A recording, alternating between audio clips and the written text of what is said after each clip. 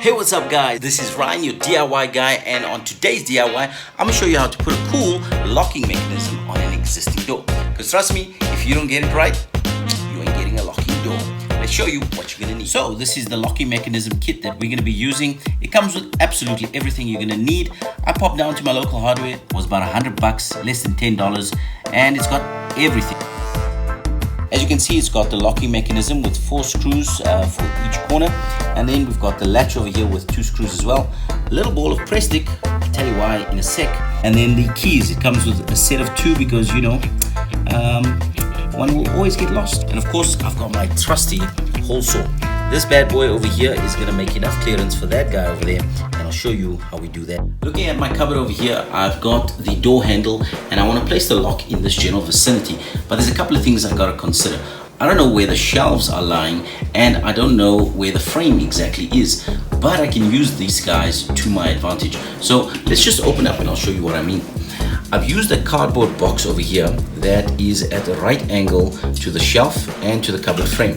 And then remember this little fellow over here? This is the latch mechanism, which is going to be secured to the side of the cupboard. And you can see I've put some press stick on the other end. And what I'm going to do is I'm going to butt that up against the box, okay, so that it's secured like that, just temporarily, so that when I close the cupboard and press down, check this out. I actually have the latch in place where I'm going to need it, and then I simply need to measure out with a pencil and make a mark where it's going to be so that I can measure up for the lock now.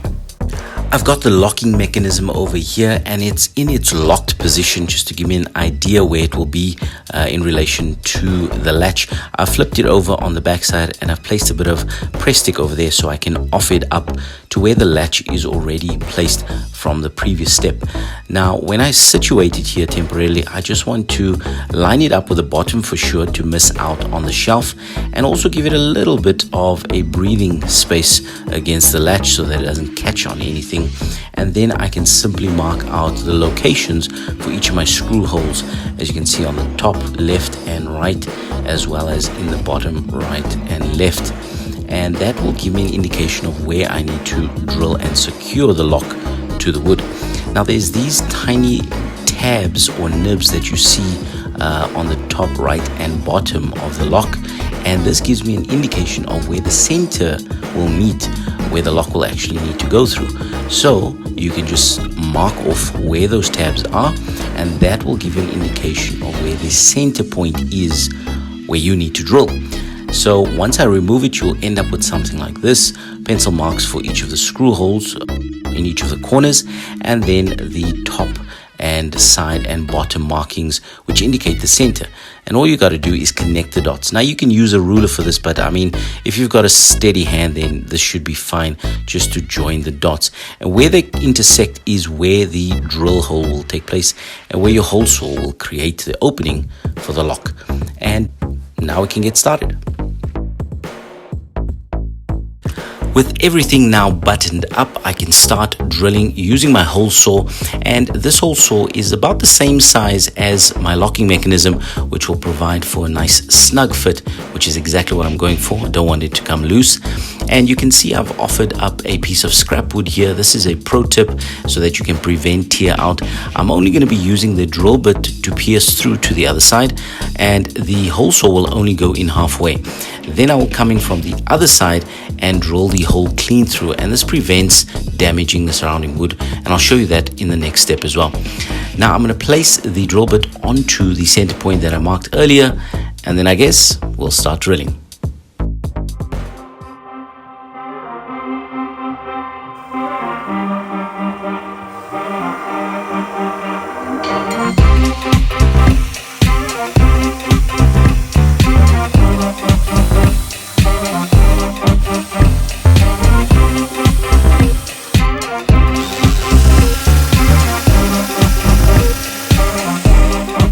A quick pause over here because I've gone halfway through, and this is chipboard type wood.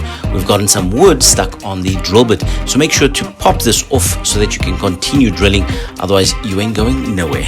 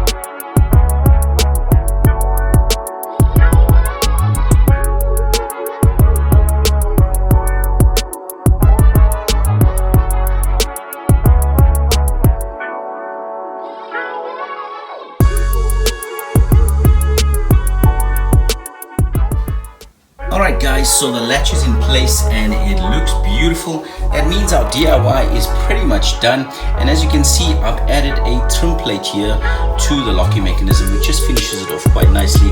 I've kept it in place with some contact adhesive so it's going nowhere.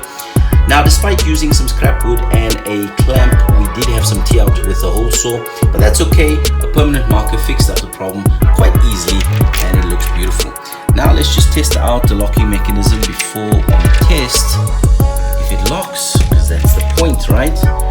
And in fact, it does. Excellent. So that's a very simple DIY that you can do at home as well to ensure that your goods are safe for time to come. If you got a ton of value from this DIY, then smash that subscribe button. Give us a thumbs up so we know you enjoy this content and we can make some more and get notified every time we post a DIY to the channel.